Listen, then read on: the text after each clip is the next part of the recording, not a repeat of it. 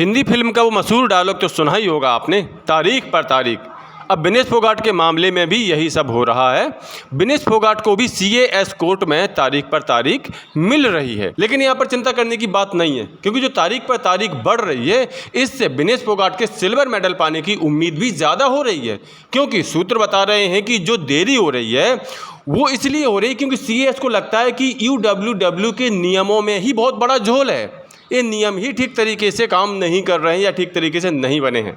आपको बता दें कि CAS हमेशा नियमों के तहत ही फैसला सुनाता है, लेकिन जैसे ही इस केस का पूरा सच सामने आया तो फिर यहाँ UWW के नियमों को लेकर के थोड़ा बहुत संशय अब CAS के मन में है और इसी वजह से विनेश फोगाट को तारीख पर तारीख मिल रही है। लेकिन अब इस बात की संभावना बहुत ज़्यादा बढ़ गई है कि विनेश फोगाट को ही सिल्वर मेडल मिलेगा। तो क्या है पूरा मामला, हम इस वीडियो में डिस्कस करने वाले हैं। विनेश फोगाट मामले का हालिया अपडेट तो ये है कि 13 तारीख को आने वाला फैसला अब 16 अगस्त को रात 9:30 बजे आएगा। इसको विनेश की जीत मानी जा सकती है। सिल्वर मेडल आने की उम्मीद अब बढ़ गई है। Vinesh Phogat versus UWW IOC के तौर पर यह मुकदमा दर्ज किया गया है और यहाँ पर CAS को UWW के नियमों में कुछ गड़बड़ लग रही है।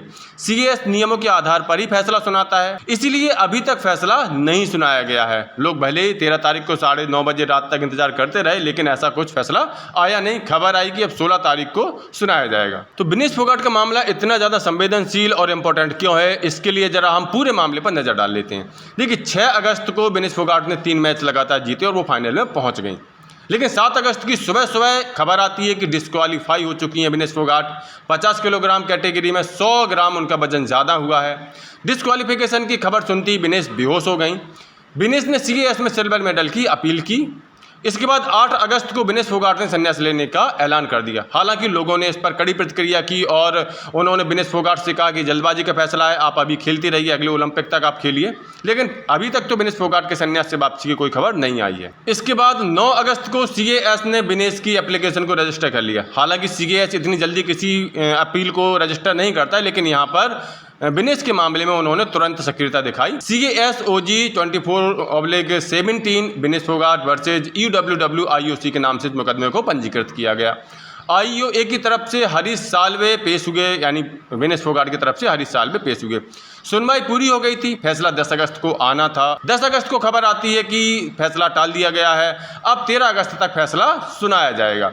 ऑस्ट्रेलियाई जज एना बेले को नियुक्त किया गया था इस मुकदमे की सुनवाई के लिए। हालांकि अभी तक ऐसा होता आया था कि एड हॉक पैनल फैसला सुनाते थे, लेकिन यहाँ पर ऑस्ट्रेलियाई जज एना बेले को नियुक्त किया गया था। CAS कोर्ट के फैसलों में अक्सर 24 घंटों का समय लगता था और 24 घंटों में फैसला आ जाता था।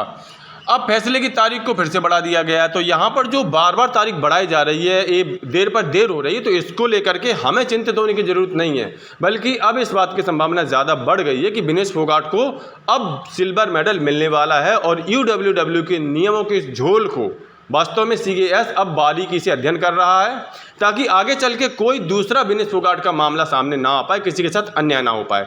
तो कुल मिलाकर के जो भी लेट लतीफ़ी हो रही है वो एक तरह की खुशखबरी है। तो अब कुल मिलाकर के 16 तारीख को विनेश फोगाट को सिल्वर मेडल मिलने की घोषणा हो जाएगी।